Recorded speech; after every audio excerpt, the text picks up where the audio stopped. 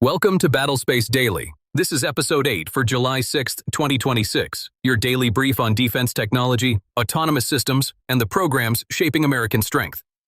This development comes as Russia continues its aggressive posture, with a Russian maritime patrol aircraft reportedly buzzing a British carrier strike group in the Norwegian Sea, dropping sonobuoys, and failing to respond to radio calls.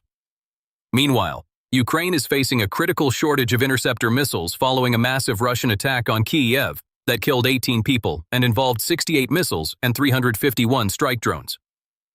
President Zelensky has warned that delayed or weak responses only encourage further Russian aggression, prompting Ukraine to seek an emergency UN Security Council meeting. The brief. First, the United Kingdom reportedly intercepted a Russian Tu-142 Bear-F maritime patrol aircraft after it buzzed a carrier strike group in the Norwegian Sea. Reports noted that the Russian aircraft flew close to the aircraft carrier HMS Prince of Wales, dropped multiple sonobuoys, and reportedly failed to respond to radio calls. F-35Bs from the carrier intercepted and escorted the aircraft until it disengaged. This isn't merely a routine intercept. The dropping of sonobuoys suggests an intelligence-gathering mission, likely attempting to track the carrier group's acoustic signature. Some reports characterize the act as unprofessional, which some observers might see as a diplomatic understatement for what could be considered a deliberate provocation in international waters. Second, Ukraine is grappling with a severe shortage of interceptor missiles. The BBC World reported that 18 people were killed in the Kyiv region following a massive Russian attack.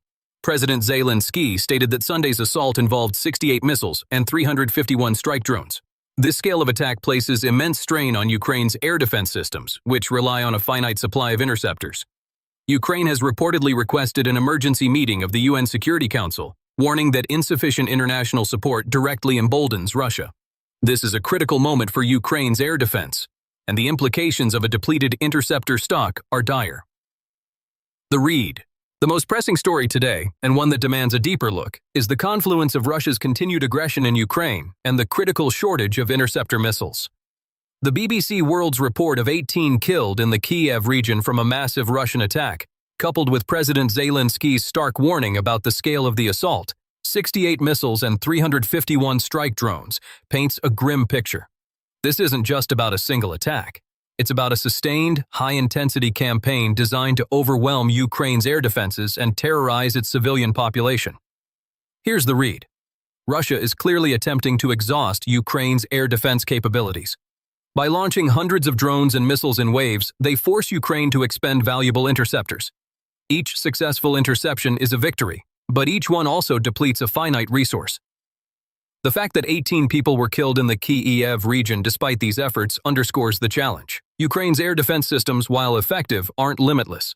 Reports that Ukraine is seeking an emergency UN Security Council meeting and warning that delayed or weak responses only encourage further Russian attacks isn't hyperbole. It's a desperate plea for more and faster assistance. This situation highlights a fundamental asymmetry in modern warfare. Russia, despite its own challenges, still possesses a vast arsenal of older, less precise, but still destructive missiles and drones. They can afford to launch them in large numbers, knowing that even if many are shot down, some will get through. Ukraine, on the other hand, relies on sophisticated Western-supplied air defense systems like Patriots and NASAMS, which use expensive interceptors. The cost-exchange ratio is heavily in Russia's favor.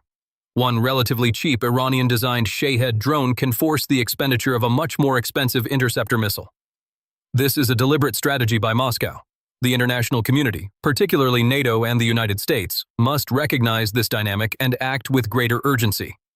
Providing more air defense systems is crucial, but equally important is ensuring a steady and sufficient supply of interceptor missiles. Without them, even the most advanced systems become glorified radar dishes. The long-term solution also involves helping Ukraine develop its own indigenous air defense production capabilities, but that takes time. In the immediate term, the West needs to open its stockpiles and accelerate deliveries. Furthermore, the ISW's reporting, highlighted by United 24 Media, that Putin's claims of territorial gains are nearly 5 times higher than reality, provides crucial context. Russia is paying a horrific price in manpower for its aggression, yet it continues to prosecute the war with brutal tactics. This suggests a regime that's willing to absorb immense losses to achieve its aims, making the need for robust Ukrainian defense all the more critical. The combination of Russia's willingness to absorb casualties, its deceptive diplomatic maneuvers, and its strategy of overwhelming Ukrainian air defenses with massed attacks creates a highly dangerous situation. The West's response to Ukraine's interceptor missile shortage will be a defining moment in this conflict.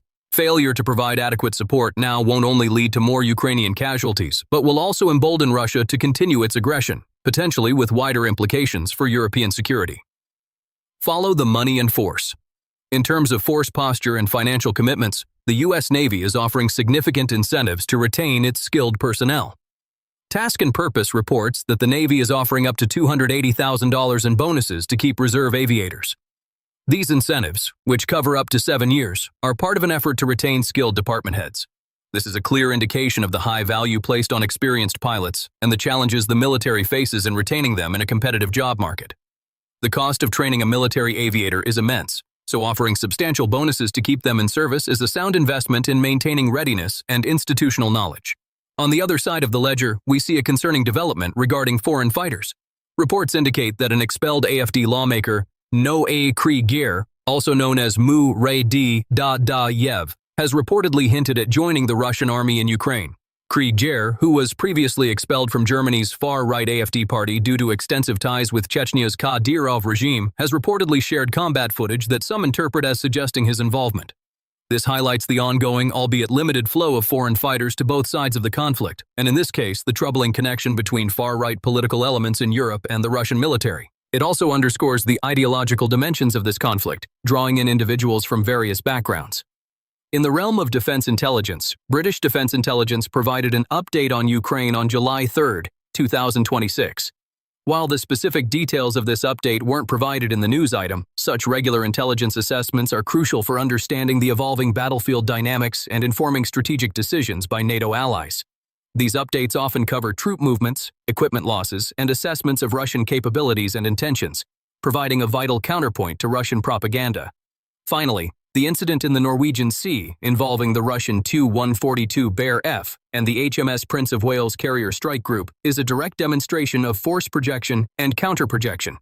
The deployment of an F-35B-equipped carrier strike group to the high north is a significant show of NATO capability, designed to deter Russian aggression in the Arctic and North Atlantic. The Russian response, buzzing the carrier and dropping sonobuoys, is a clear attempt to gather intelligence and assert a presence. This kind of cat-and-mouse game is a constant feature of great power competition, and it underscores the need for continuous investment in advanced naval and air assets, as well as the training to operate them effectively in contested environments. What to watch? Looking ahead, the immediate focus remains on Ukraine's air defense capabilities. We need to watch for any announcements from Western nations regarding increased shipments of interceptor missiles or additional air defense systems. The outcome of Ukraine's emergency UN Security Council meeting request will also be telling, indicating the level of international resolve to address Russia's escalating missile and drone attacks. Any concrete commitments from UN members to bolster Ukraine's defenses would be a significant development. Finally, the ongoing provocations by Russia, such as the incident in the Norwegian Sea, are likely to continue. These are calculated risks designed to test NATO's resolve and gather intelligence.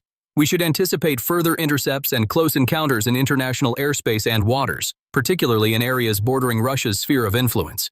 These incidents, while not direct acts of war, maintain a high level of tension and require constant vigilance from allied forces. That's all for today's Battlespace Daily. I'm your host, and I'll be back tomorrow with more analysis on defense technology and global security. That's the brief for today. Follow Battlespace Daily wherever you get your podcasts so you don't miss tomorrow's edition. Stay sharp, and we'll see you next time.